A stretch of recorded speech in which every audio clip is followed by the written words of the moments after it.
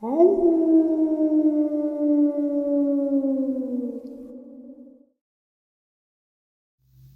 greetings and salutations, everyone. I hope everyone is still doing well, and we are getting closer and closer to tonight's live stream, Saturday Nightmares, live from New York at 12 a.m. Eastern Standard Time.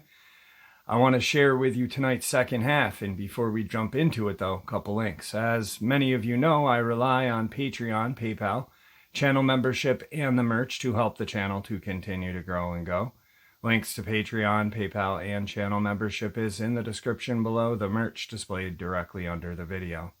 Also, Dogman Frightening Encounters, Volume 1 through 3, the audiobook versions. They were written and researched by Tom Lyons, narrated and produced by me, Jeff Nadolny. Those audiobooks are available on Audible, Amazon, and iTunes, links to which are also in the description as well. And finally, last but definitely not least, if you'd really like to help support the channel to continue to grow and go, simply subscribe. It does not cost a cent. Click the like button, takes half a second. If you don't want to miss out on any of the informative uploads I put out daily, click that bell icon. And folks, please leave a comment. Why? Well, because all of these things really do help the channel to continue to grow and go. And yes, they definitely do matter. Now, everyone, I have taken far too much of your time. Let's jump into tonight's second half, shall we? All right, folks, today's upload is a set of terrifying and chilling events and encounters that happened in one location. It also makes a theory that I had very solid. So quickly, briefly, the theory that I had during the times that I had looked into the animal attacks, air quotes, animal attacks, Tony Aarons, Amber Miller,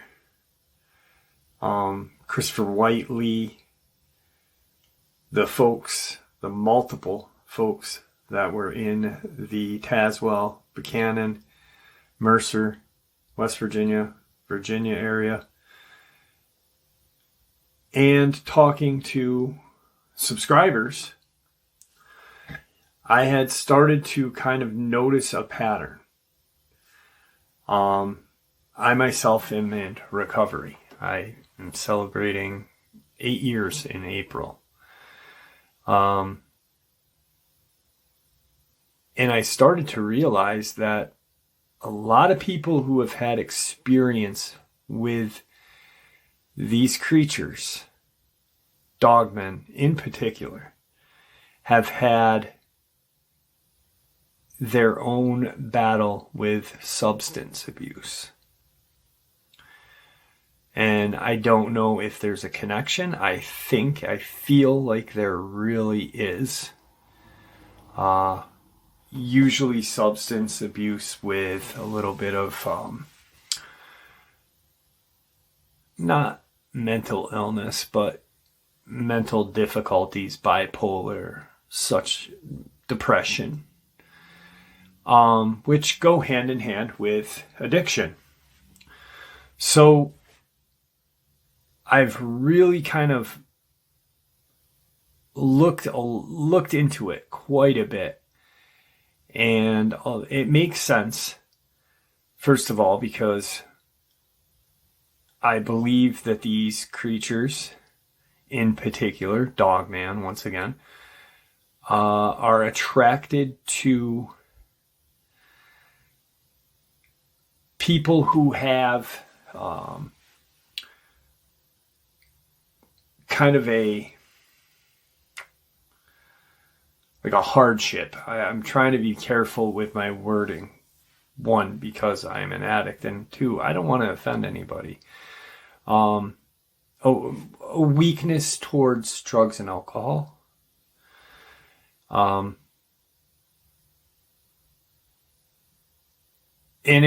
I'd have to say a large number of encounters with Dogman is in that kind of realm. The experience that I'm going to share with you now, or experiences, has a lot to do with what I just shared, what I just said. Addiction, mental illness, and that these creatures really do prey on the vulnerable. And I'm not saying addicts or alcoholics are vulnerable. We're not weak people. We are not. Especially once we get sober. We're very strong people. So this is pretty much in a set of events in one location, and it really does make my theory pretty solid. So the experience takes place in Montana. I'm not going to say exactly where it is. I'll say it takes place in Montana, and it is surrounded by national forest. It's a fairly large facility, almost kind of like a little village of its own. Person reached out to me and wanted to share, asked me not to tell you or share the name because it's an active drug and alcohol rehabilitation center. Now, there are horses, and there are a lot of kind of buildings on this lot. Beautiful, beautiful lot. So this person that reached out to me was a former counselor there. He has since moved on. About 2 months after this experience happened, it happened about 4 years ago. A little less than 4 years ago. So about 3.5 years ago. Now, they have living facilities on this ranch. We'll call it a ranch. And so there's homes where clientele can stay. There's obviously administration buildings. There's stables for horses and barns for supply.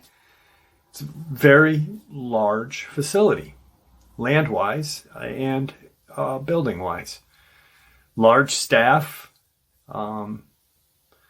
Staff is probably 1 staff to 2 clientele. They have like this thing that they do at the end of the week, beginning of the new week, in the warmer weather, and they kind of have like a fire. A lot of it takes kind of a lot of their therapy and stuff takes kind of a Western aspect, like kind of a Western aspect, Native American. So they have a fire and they discuss how their week and day can get better, what the reflection. And it's at night, and then, they end that and go to their assigned buildings and, start the night and go to bed. Well, during this one evening that they're having their kind of reflection fire, they're sitting out there and they're reflecting. People are talking, people are sharing. They start to hear coyote, which is not too rare to hear out there. But then they start to hear this kind of deeper, bassier howl. and multiple, like the counselor said that, you could tell the coyote from these other howls, and you could hear that there was multiple of these other howls. You could hear the difference. Obviously, a bigger set of lungs is going to produce a larger sound. And, they're sitting by the fire, and they kind of stop the little reflection thing that they're doing, and they kind of focus on the howl. And, because it's just you're out in nature, you're communing with nature and finding yourself. And it's something that, a lot of these people who are now clients have never experienced. Some have, some haven't. And the counselors start to get a little, not worried, but curious of, hey, we've heard the coyotes here for years, but this is an altogether new howl, a deeper howl, and it sounds a little more frightening. It sounds bigger, and it sounds a little more frightening. And they end the night. So they start their new week, and there's groups, and there's also like assigned chores to do around this kind of ranch campus area. Throughout the week, day and night, staff and clients start to kind of notice just a little bit of, things out of the ordinary. More so staff, because the staff have been there longer. A few of the clients go and do an outing with some of the staff. They go on a horseback ride, and they kind of go into one of these national forests that this place is surrounded by. The horses start to act a little funny as they're, doing this outing. They get everything calmed down and brought back to the ranch, and that's not a normal thing. These horses have been, trained for these kind of outings. The staff have done them multiple times. It's very odd behavior for these horses to act the way they were acting. They're just on a trail that these horses have taken many times, and a few of the lead horses kind of acted spooked, almost acted like they didn't know where they were, or they didn't want to be in that area. For client safety, they said, hey, we've got to go back. Obviously, with insurance and stuff like that, client safety is a must.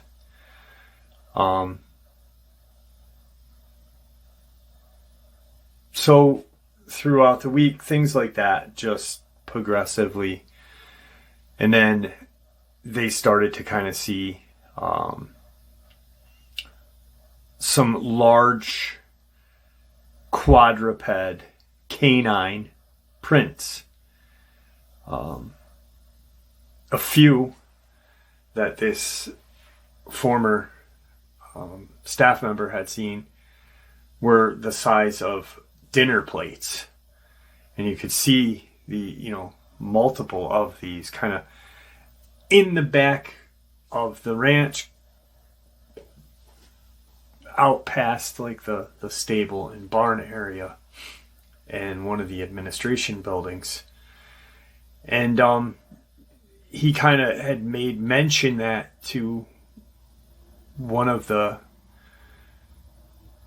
gentlemen who worked in the horse area. He wasn't He was still staff, but he wasn't a counselor. He wasn't a KSAC certified alcohol and drug counselor. He was, he took care of the horses. He took care of lawn maintenance, land maintenance. But he had brought this up to this gentleman, like, hey, there's these large prints, check them out. And he did. They had like a back and forth conversation that, the grounds maintenance guy was adamant that, hey, these are not coyote tracks. These are, 6-7 times larger than a coyote track would even be. These are large tracks. And he kind of got, nervous. They brought it up to the head of this facility and said, we have an issue. There's, large prints out here. This could be dangerous for the clientele, for the staff, for the animals. What do you suggest we do? And he kind of just says, we're in this area. Of course we're going to have wild animals come. Look where we are. We're in big sky country, baby. And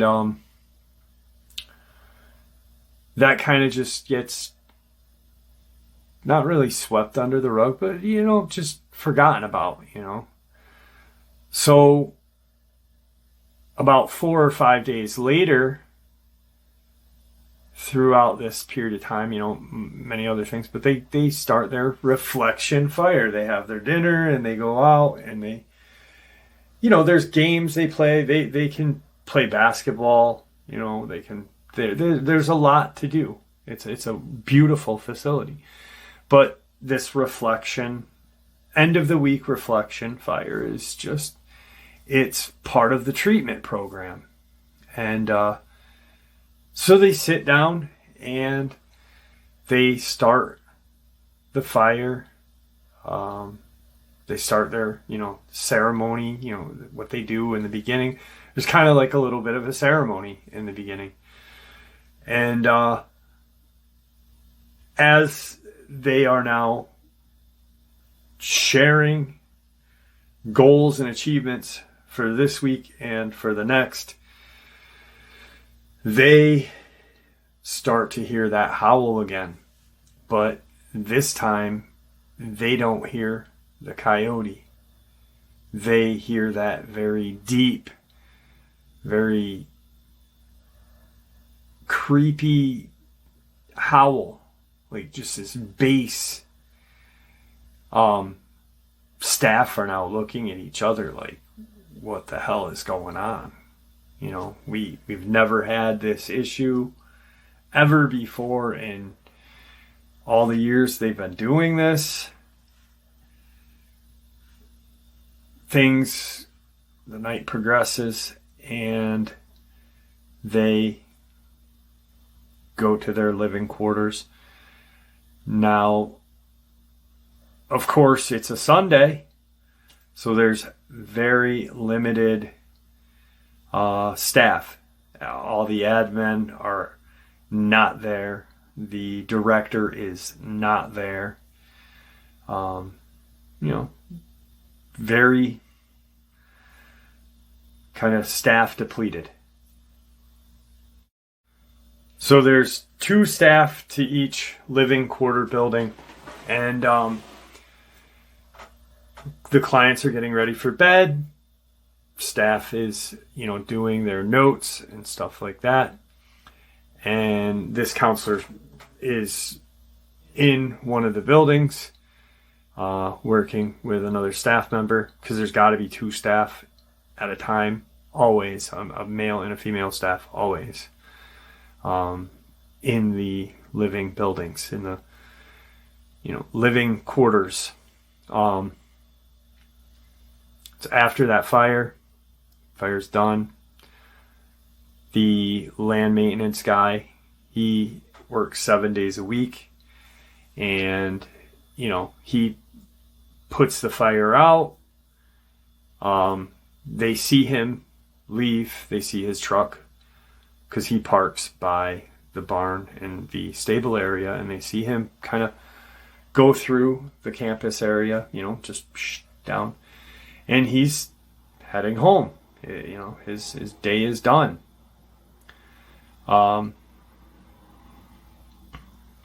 It's around 11:30 at night, and he had just finished up. This is the staff member that I talked to. He had just finished up filling out all of the necessary paperwork for the day. And he's kind of looking out this window that faces kind of the back side of the campus, the kind of the back area of it. He's in a far room away from, where he saw the maintenance guy leave, but now he had finished his notes, so he's now sitting in this area and waiting for his night to be done. And he looks out the window and he sees 2 or 3 sets of these kind of orangish, about the size of a flashlight kind of color. This glowing kind of orangish color. And he's like, what is that? He's thinking possibly some of the clients are out screwing around, or he's not sure. He's not thinking this is eye shine at all. He gets up from where he was standing and gets closer to the window to kind of get a better view.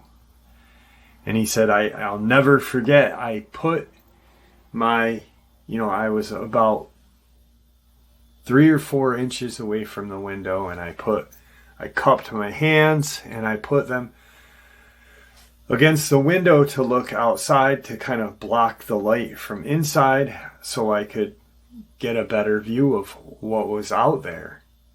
And he said, no sooner had I did that I was face to face with a set of teeth, a set of canine teeth. The building itself is 2.5 feet above the ground. So, there's no basement in these buildings. They're built on a slab, a foundation, and raised up. So if he were to be outside and, 6-foot person on the outside would be shorter than a 6-foot person on the inside by 2 feet. Now he's looking at these set of canine-like teeth. It was like looking of the, a huge mouth of just teeth.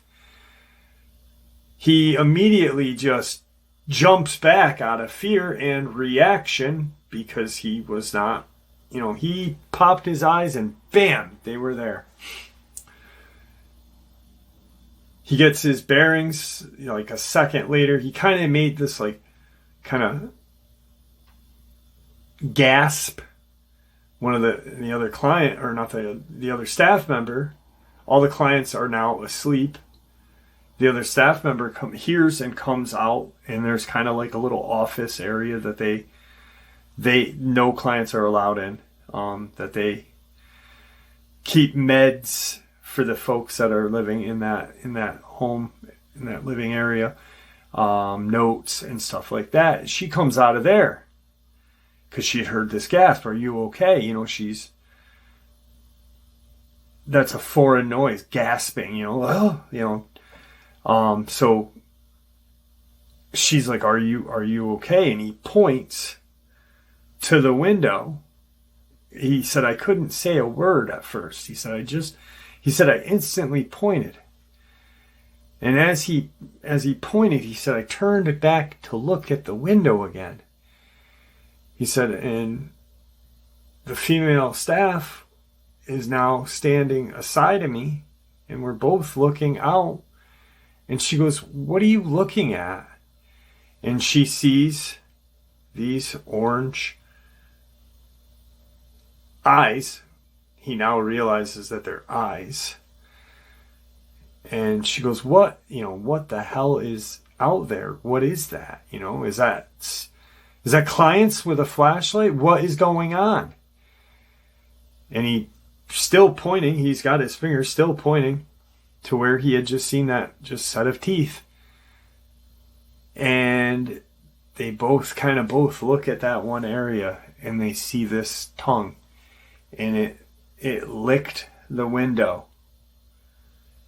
And as it finished its one kind of like continuous lick of the window, it dropped to all fours. You could see the top of its head very, very clearly, still within, that first panel of glass. It's a double panel glass. You can open it. And so it's at least 5 feet tall on all fours.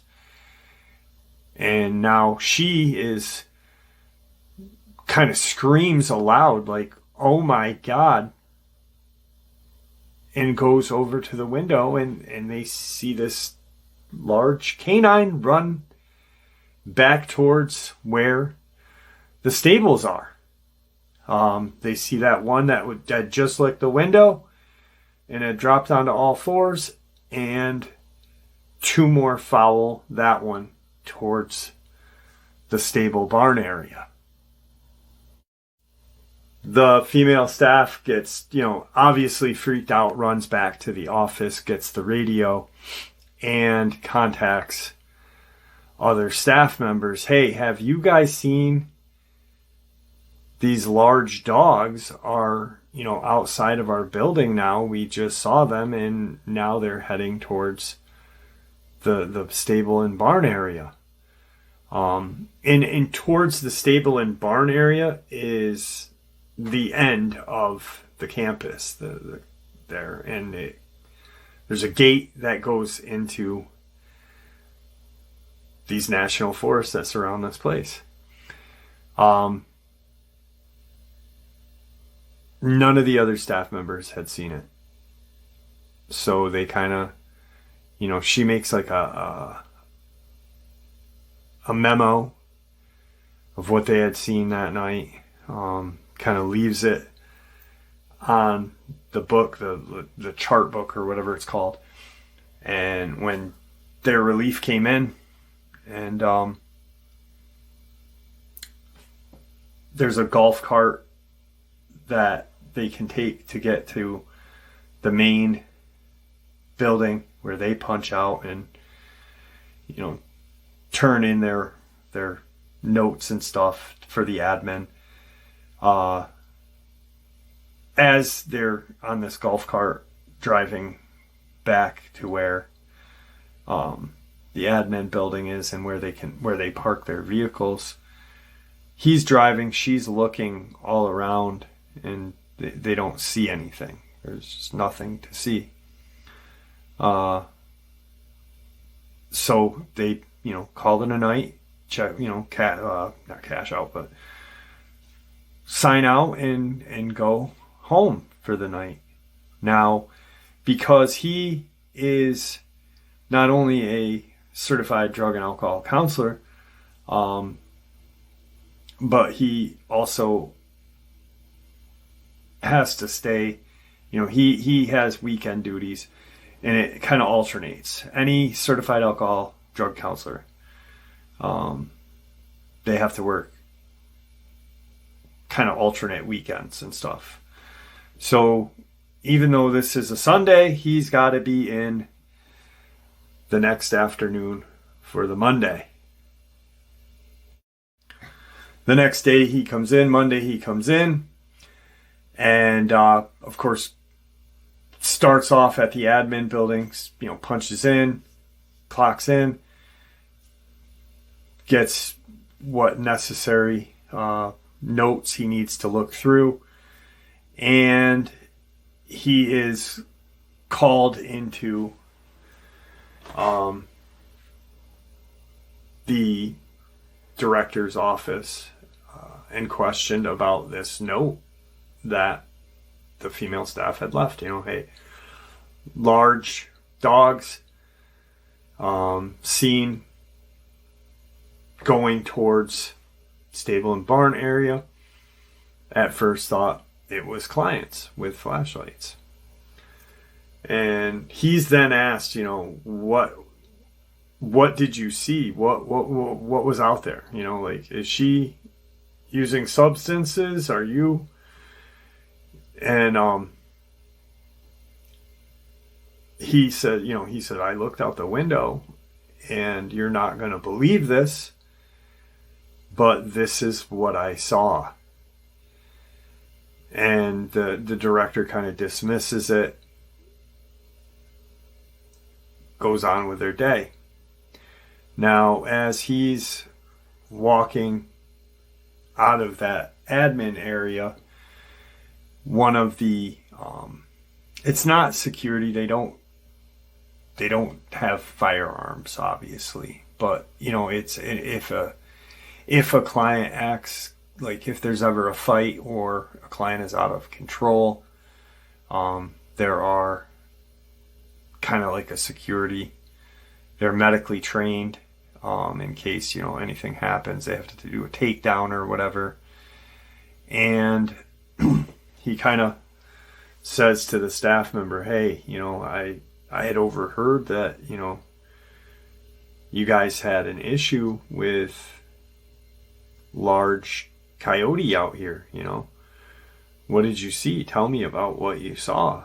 And he tells the exact story. I saw these eyes. I thought it was clients with flashlights at first. Cut my hands and looked out the window, and I saw this just maw of teeth in front of me.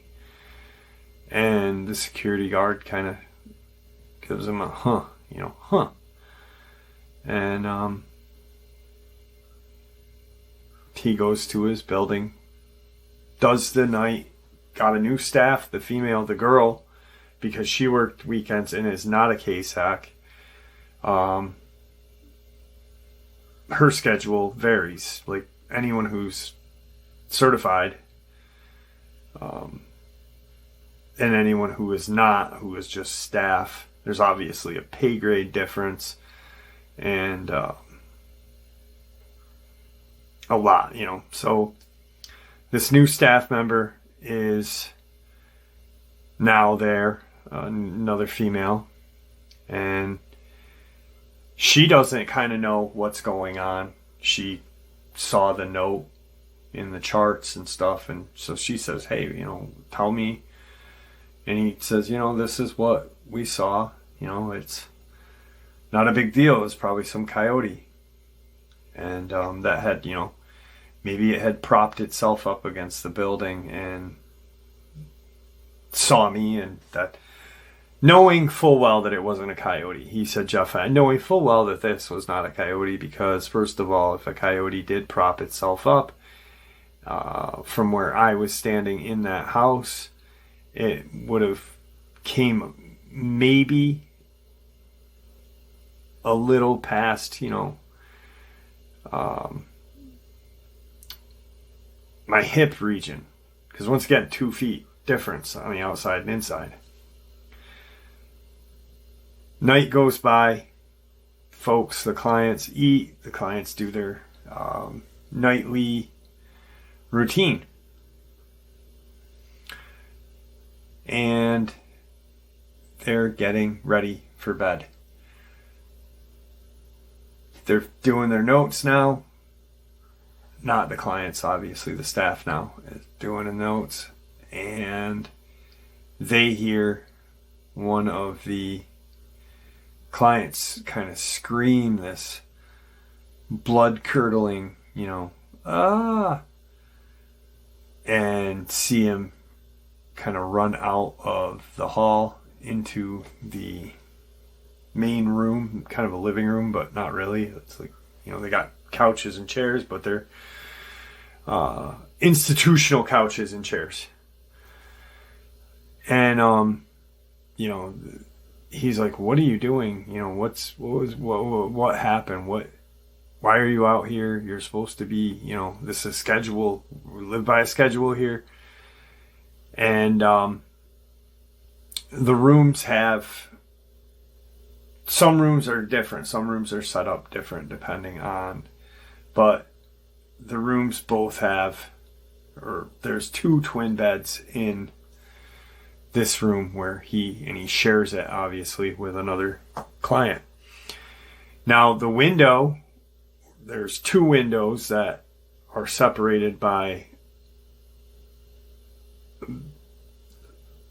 4 or 5 inches, and then the beds are on the opposite side of the window, and there's a desk that sits in between the 2 desks where the clients can, do their reflection, their journaling, whatever.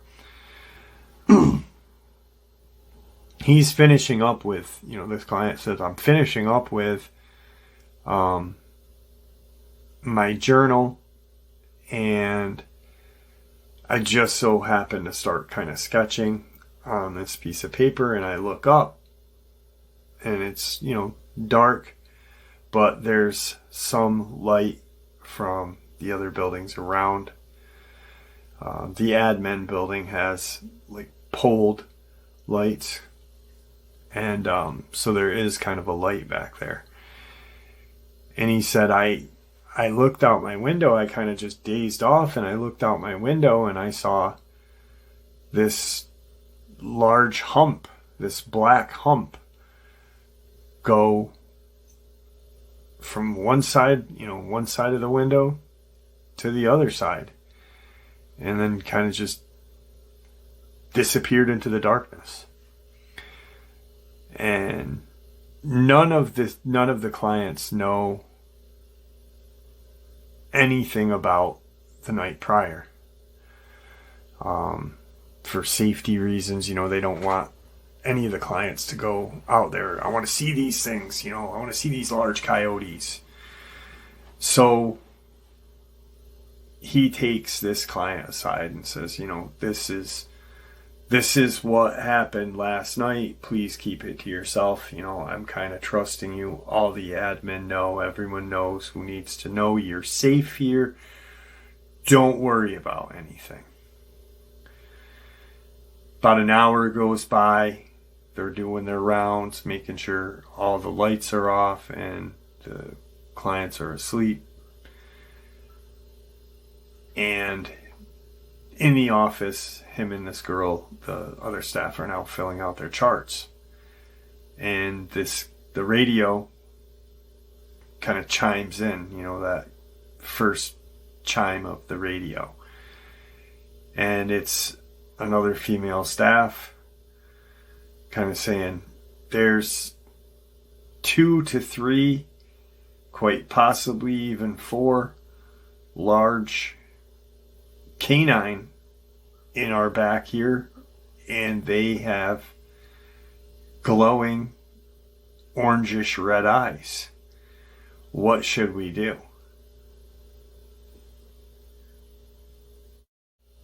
Now the radios are all on one channel, so the whole campus, any staff member in the campus can communicate, so it's all on one channel. They hear now the security that had spoken to the KSAC chime in, "A minute, I'm at the admin building, I'll be right there. Are they still in the back area, whatnot?" They hear how like a golf cart kind of, if it's a dirt road or, bumpy, it kind of, you hear that bed in the back kind of bounce. They hear that, and they see the headlights from the cart. And all of a sudden, over the radio, there's just this expletive of, what the is that? Holy, just a ton of curse words. And he says, I'm gonna, re-get my bearings, going to the first cabin or living area. Be sure to unlock and turn off the door chime. So he goes in to where the KSAC is and kind of says, I don't know who we should call, quite possibly animal control. But these things are huge. These are huge. These are not anything, normal. Now there's an Indian reservation a little ways off from this area. And, he's thinking, the security guard's thinking, this might be, quite possibly a skinwalker, is what he had said out loud to the KSAC and the other staff member. The KSAC's like, skinwalker? What the hell is a skinwalker? And he proceeds to tell him, and all of a sudden, they can hear this kind of large thump and walking on the roof of this building, the sleeping, there's a kitchen, there's a small kitchen, there's, it's a small little kind of house. Each room has a bathroom. There's 6 rooms in each building, 12 people per. Now, they can hear footsteps walking on this ranch-styled home building, and they're like, what the hell? What is that? What's on the roof? There's no firearms on the campus for, a reason. They don't want anyone, coming in, detoxing, or still high and, take a firearm and hurt anybody.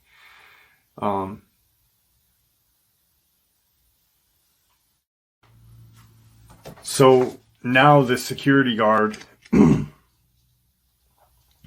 decides, hey, we don't have whatever's on the roof.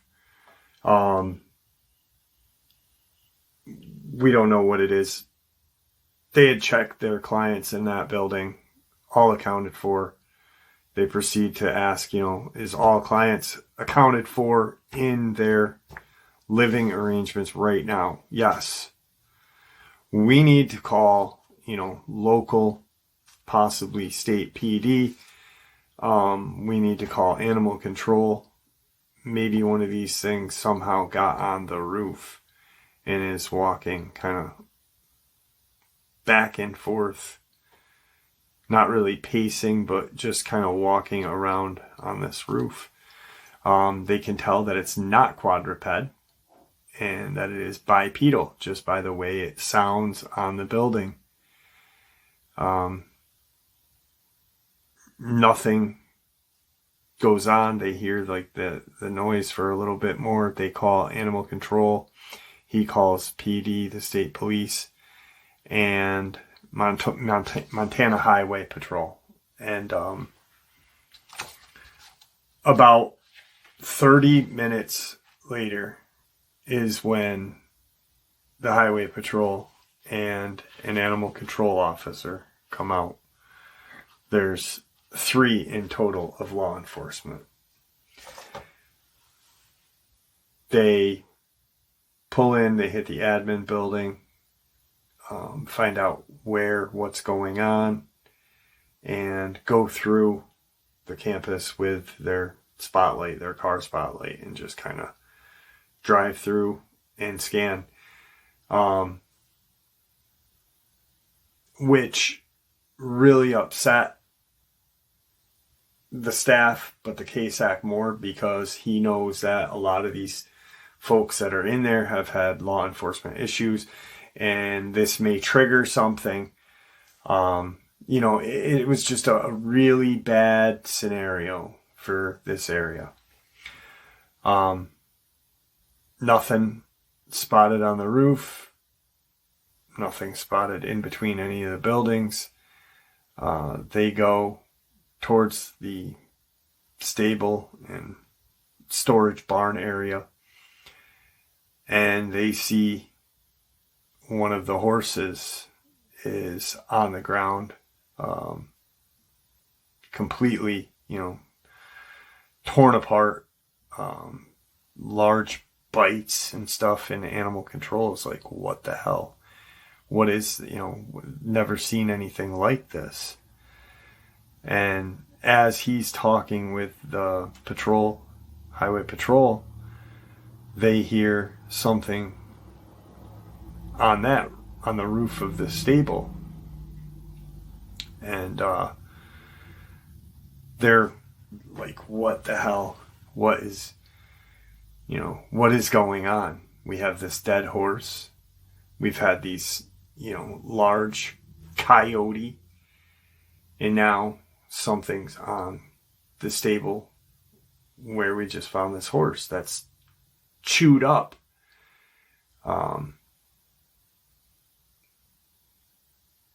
They hear gunfire. And staff is then told to kind of lock down. More highway patrol come out. At least 12 different kind of law enforcement between highway patrol and federal park rangers from different areas trying to figure out what the hell just was on the roof, what they had just shot at. They couldn't do anything. Couldn't make sense of this night. This has never ever happened. Next day, the night goes by, and he's escorted to. Everyone's escorted to their vehicles. New staff is escorted to their assigned home area. Next day, all staff, it's a mandatory staff meeting called, and they're all told, hey, whatever happened last night had been taken care of. There's nothing to worry about. We don't know how these dogs, killed this horse. Coyote killed this horse. But then proceeded to get on roofs and stuff. And we don't know what the highway patrol officer had shot at, but, we feel like this is the end of these large coyote bothering us. About a week goes by. So this, week goes by. Middle of the day, they see this black Suburban and a not a cargo van, but a smaller kind of diesel cargo truck, but not as bigger than a van, smaller than, mid-sized U-Haul truck, kind of roll in, nondescript, white. And the Suburban parks out towards the back end of the campus, as well as the truck. And the KSAC is, watching what is going on. Admin is filling everyone in, hey, these are federal wildlife. It's a federal wildlife, kind of agency. They're, gonna either dispatch these coyote, or relocate them, whatever. But he sees the back hatch there of the truck, this cargo truck, open up, and what he sees is like private military contractors. About 4 of them come out of that area, dressed in gray kind of field pants, summertime black tee, shoulder holders for their firearm, for their pistols, and long rifles. Very quickly they exit the vehicle and go toward the front of the vehicle, which would be the gated area to go into the national park, right? Now, clients are not allowed to be outside during this point. Anyone who was outside were told to, everyone in, and that negatively affected the clients that, because they're playing basketball, they're doing, their activities, and now they're told to get back inside your living quarters and, don't pay attention to what's going on, pretty much. Just don't pay attention to it. That's all that was said, and,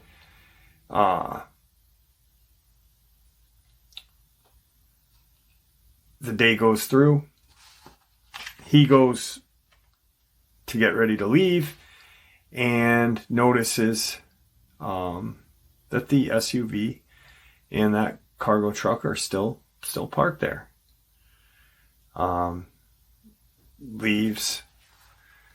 The next day was his day off, and he, doesn't forget about what the hell's going on, but, does his one day a week that he's got off, and next day comes back, and now there's a second cargo truck out there. No people. There's no people. He cannot see anyone. He just saw the initial 4 come out of the truck. He didn't see who came out of the Suburban. Just those 4 that came out. Clients are now asking questions. They're just told, hey, it's the coyote. Nothing to worry about. Some clients have called their homes. They're, talked to family members, which stirred up a lot of crap. And per the admin request, all phone lines in these buildings are now, down. No communication with the outside world. The staff are told to tell the client, hey, we've had an issue with our phone lines. We've got people working on them right now. Don't worry about a thing. You're good. Your family will understand. At around 11:30, he's done. Midnight's the cutoff time. New staff comes in. Around 11:30, he finishes up the charts, finishes up his notes. He and another staff, not the initial staff member that was with him, but the second woman, are in their little cubbied room doing their notes, and they hear an eruption of gunfire. At first it's kind of singular, then it's burst, And he said it went from like pop, pop, pop, pop, pop, pop to like a burst and then fully auto. All within that half an hour range.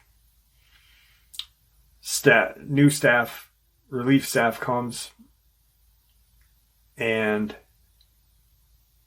he's getting ready to leave, gets on a golf cart, and drops the female staff off at the admin building, and, says, I forgot something, I'll be right back. Have a good night. He ends up driving towards the cargo van or cargo trucks in the Suburban. What he sees is 8 of the men now walking, dragging something rather large,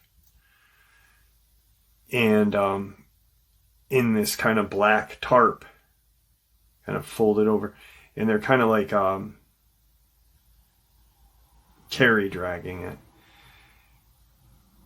He's watching everything go down, sees the back door of one of the cargo trucks open, and sees 2 more of those tarp body bags in the back of these trucks. All of a sudden, he is stopped by this gentleman who was in kind of like a bluish, dark bluish or black dress slacks, a white button up tucked in, and a suit jacket. So, and says, what the hell are you doing here? This is, who are you? What the hell are you doing here? You need to leave this area. It's not safe for you. And he proceeds to say, this is my name. I work here. I'm a certified alcohol counselor. I'm just curious of what's going on. I understand that you guys are here for this reason. I was the one that first saw these coyote. And the gentleman gets in the golf cart with him, gets on the opposite side, and says, do me a favor, take me on a tour of the campus. And he's kind of hesitant, but he does anyway. Kind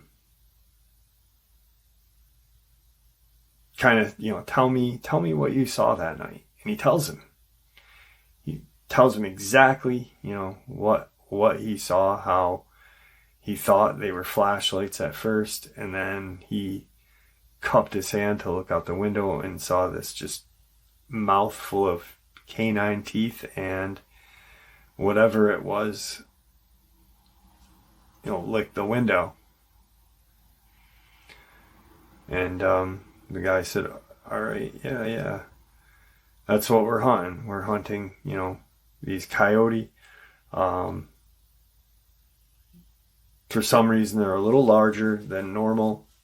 We don't know if, they're a hybrid, a wolf-coyote hybrid, whatever. And he could tell that this guy's lying to him. The case act, he's been trained to observe and feel out, the situation and scene. That's what he does for a living. Now, he doesn't notice this until after what was said, but he said the guy was wearing sunglasses. He said, and Jeff, I cannot stress the amount of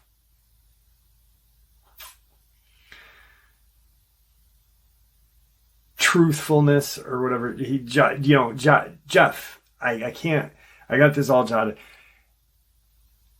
I pretty much swear on everything, that this happened. He said, I didn't realize he was wearing sunglasses the whole time. He said, it's now after midnight, and the guy, he parks by the stable, and the guy in the suit looks at him and just says,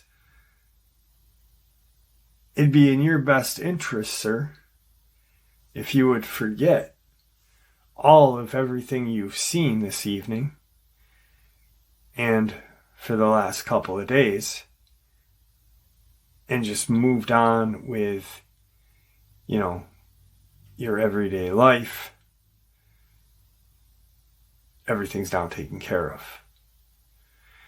And just as the gentleman is going to say something, the guy in the suit, Jeff, I swear to God, this is what happened. You probably won't believe me, but, I've never, ever, they've already killed a couple of dogmen and put them in these trucks.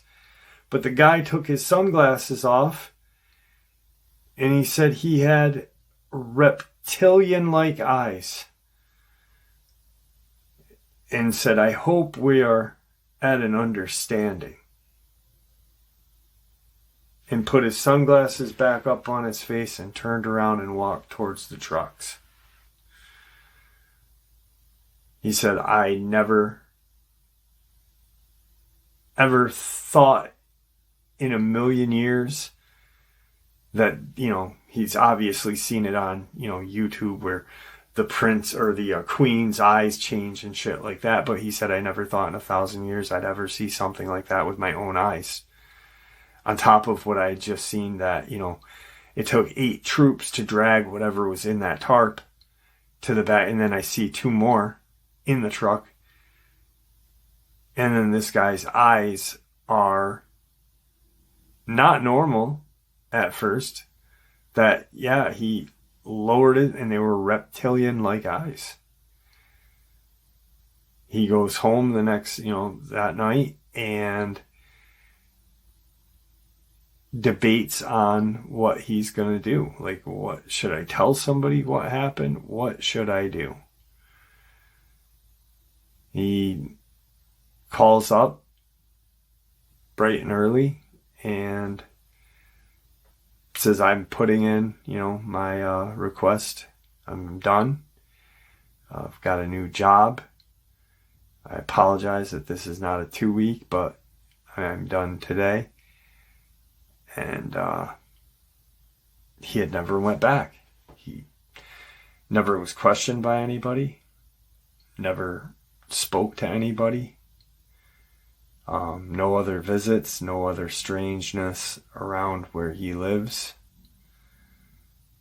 He's never told his, significant other, fiance, whatever, about what happened. He's never told anyone about what occurred that night. But he's like, when I saw what was in the truck, and I saw it took 8 guys to carry it, and then that guy lowered his sunglasses in the middle of the night, and he had these just evil reptilian eyes. He said, I knew right then and there my life was in danger, and I had to leave. I had to leave. And that's exactly what he did. He never went back after that night. There was a day reprieve, and just crazy. So he's done and never got to figure out if there was what the ultimate ending was. Like, if they had, after they had loaded that 3rd one on the truck, if they left, if they had more in the other truck.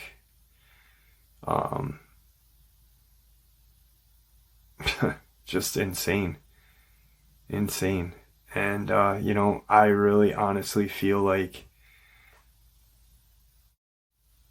I myself, like in the beginning, I truly feel like these creatures sense addiction, alcohol, drug addictions, mental illness. And, I said,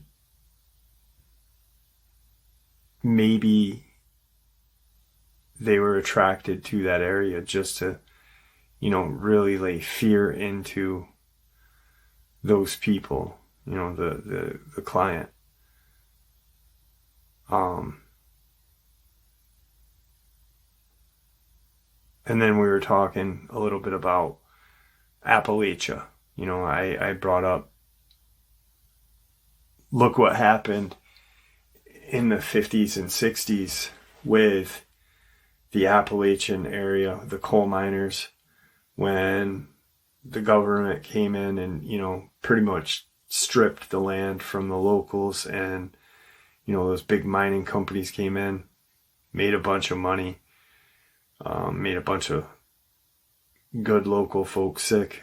But after those mines closed and stuff, there was a large influx of addiction medications and, abusing.